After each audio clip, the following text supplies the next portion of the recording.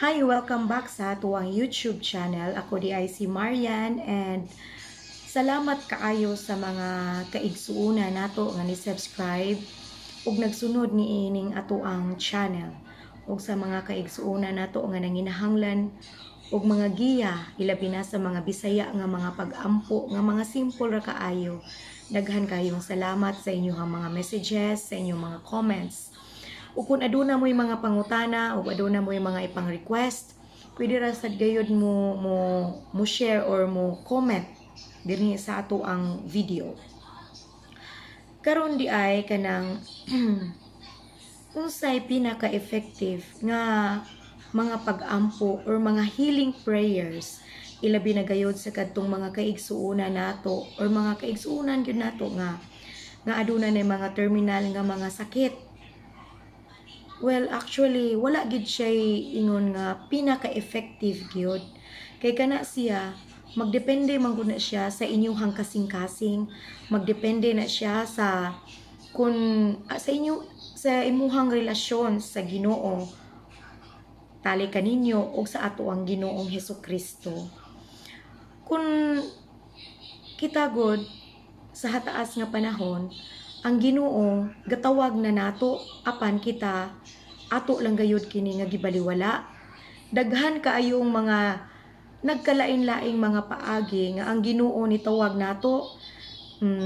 Makaingon pud ta nganong gitawag man ta sa Ginoo nga hagbayar ako nga gihigugman ako ang Ginoo.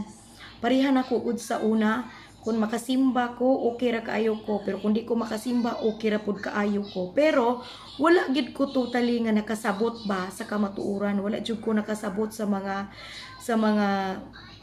like sa mga ebanghelyo nga gipangbasa nila diha sa pare sa kanang ilabi na sa kanang sa dili pa mag-homily ba nga doon naman ay mga ebanghelyo maingin ana ba.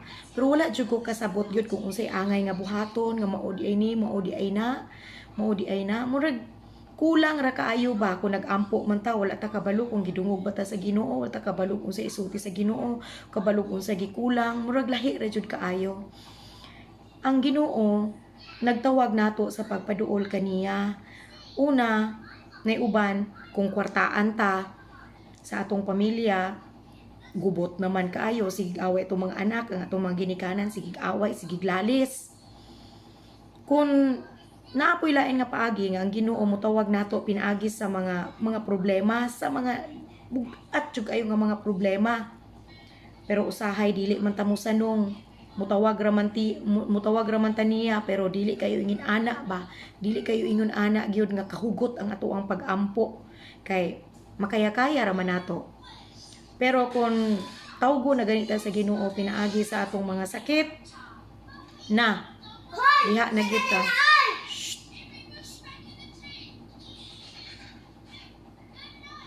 Diha na gyud ta mo surrender pag-ayo, diha na gyud ta mo hilak pag-ayo.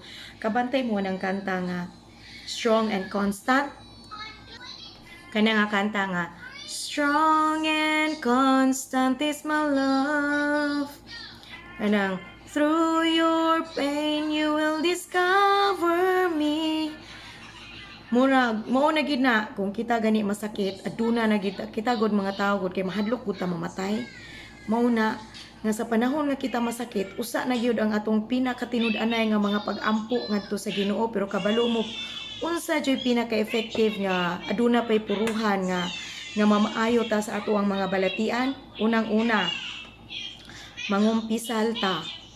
Kay kini kung pagpangumpisal, okay gyud kaayo pangumpisal, pangayo og pasaylo mo direct to God, okay ra gyud kay na. Pangumpisal jud mo kanang pangayo jud mo pasaylo sa Ginoo direct to niya. At the same time ikumpisal sigid na siya sa pare kung ikaw ay Catholic.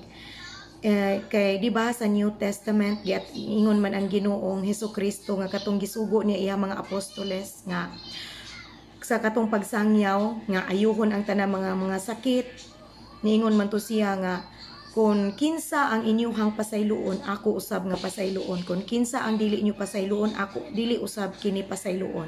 Sa ato pa nga kanag yung mga pari nato kana sila mga apostoles na sila sa makabagong panahon nga kana sila gihimo ra na silang instrumento sa Ginoo nga murag maghatag na tuog panalangin ba nga murag kung pasayloon ta nga nakadungog ta gani nga nalibog ta kung nangumpisal ta nagsulti ta sa Ginoo nga nangumpisal ta niya direct ta kabalog ihabat ang gipasaylo but through sa pare makadungog ta nga murag gipasaylo na ta niya nga gihimo rang instrumento ang mga pari ba nindot jud na siyang ikumpisal kay kabalo mo kung sa kaimportante ang mangumpisal kay kung kita anaagod ta sa kalisdanan, anaatang dako kayong problema, aduna tay sakit, bugat kaayo.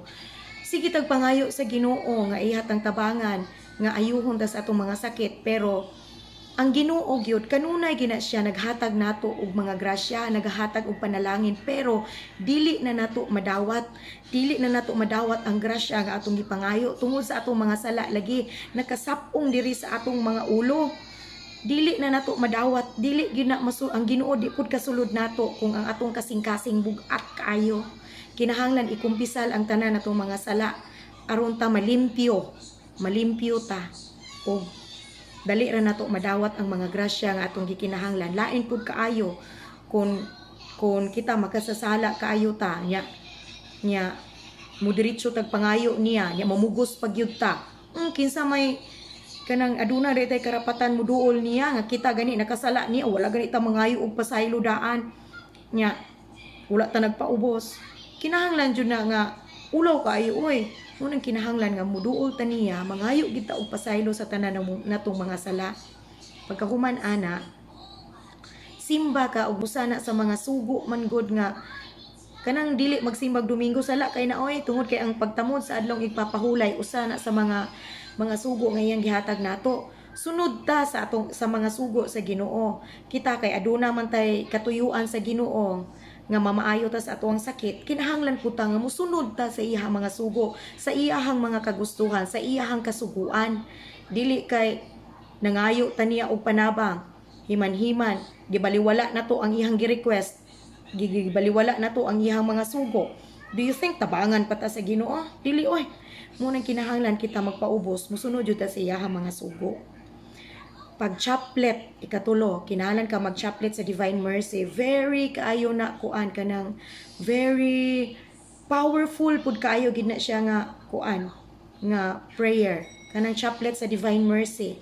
Kung nakabasa pa lang mo sa history ni Sister Faustina, kung inyo nang i-research, nindot kaayo na pag-chaplet mo o pag 3 o'clock prayer kanang kada alas 3 sa hapon mao man na usa sa mga sugo sa Ginoo pod gyud nga wala ginagibutang sa 10 commandments pero usa sa na siya sa gusto nga ipabuhat sa Ginoo nato dayon pag-chaplet sa Divine Mercy di pagkahuman sa chaplet mag-Holy Rosary ka kanang sa rosaryo sa mahal nga Birhen Maria nga mangayo ta og panabang mangayo ta nga pinaagi sa pangaliya sa atong mahal nga Birhen Maria ihatang tabangan nga ang atong mga pag-ampo madangat ngadto sa iyahak nga atong Ginoong Hesukristo nga ihatang tabangan nga ihatang ubanan ba parehas ra gud na gud kung aduna tay tuyo sa presidente dili man ta dire-diretso nga makaadto sa president mag-agi pa man ta og mayor, congressman, governor kanang mangingin ana ba nga aduna tay mga tawo nga duol-duol gani sa posisyon